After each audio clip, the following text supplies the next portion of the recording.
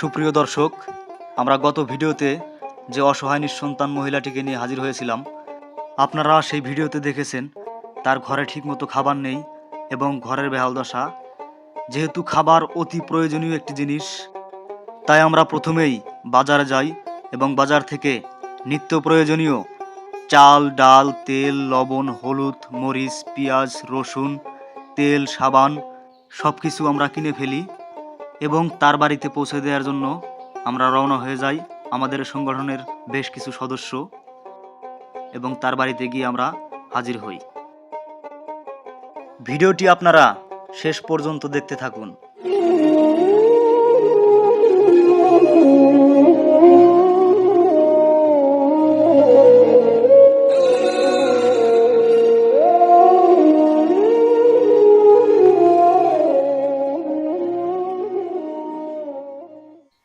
গত ভিডিওতে আপনারা দেখেছেন এই মানুষটির কীরকম অসহায় একটা অবস্থা, যেখানে তার ঘরে বেহাল দশা এবং তার ঘরে ছিল মাত্র 2-3 কেজি চাল।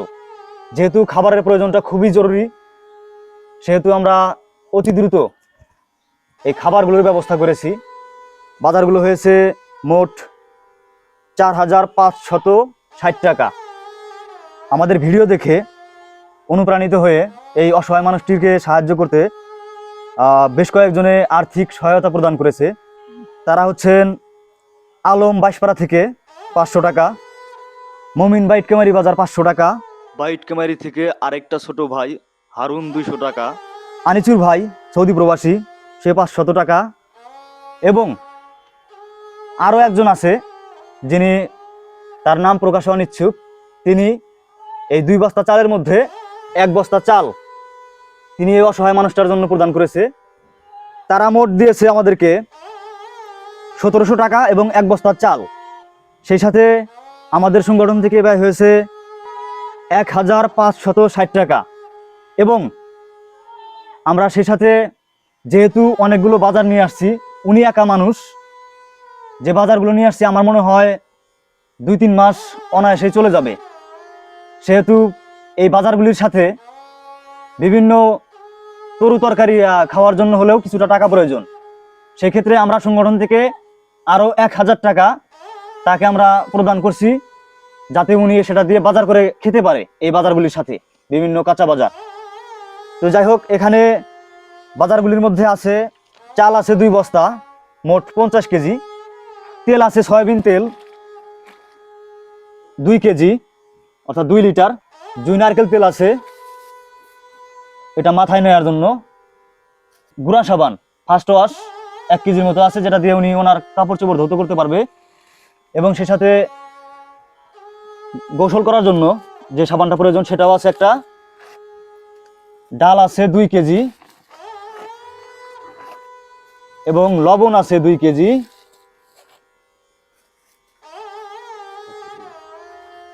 গুঁড়া মরিচ আছে আধা কেজি এবং হলুদ আছে 250 গ্রাম, আলু আছে 3 কেজি, শুটকি মাছ আছে, এটা কি মাছের শুটকি, চেলা মাছ নাকি, আচ্ছা এটা আছে 250 গ্রাম, পেঁয়াজ আছে 2 কেজি এবং রসুন আছে, এটা আছে 500 গ্রাম, তাই না? এখানে মশলা আছে এবং সেই সাথে তার আজকে অন্ততপক্ষে খাওয়ার জন্য মুরগি আছে।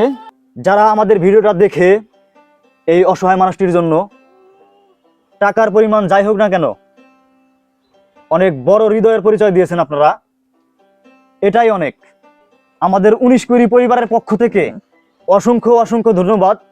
এবং সেই সাথে আমাদের যে 19 কুড়ির বিভিন্ন সদস্যবৃন্দ আছে তাদের সবাইকে অসংখ্য ধন্যবাদ। দেশে কিংবা প্রবাসে যারা আছেন সবাইকে আমি অন্তরের অন্তঃস্থল থেকে ধন্যবাদ জ্ঞাপন করছি। তো যাই হোক, এই বাজারগুলো যে পরিমাণ আছে তাতে উনি একা মানুষ, তাতে ওনার হয়তো 2-3 মাস চলে যাবে।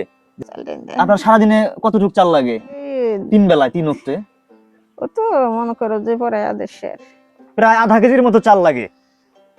তার পুরো দিনটায় 3 বেলা খেতে গেলে প্রায় আধা কেজির মতো চাল লাগে।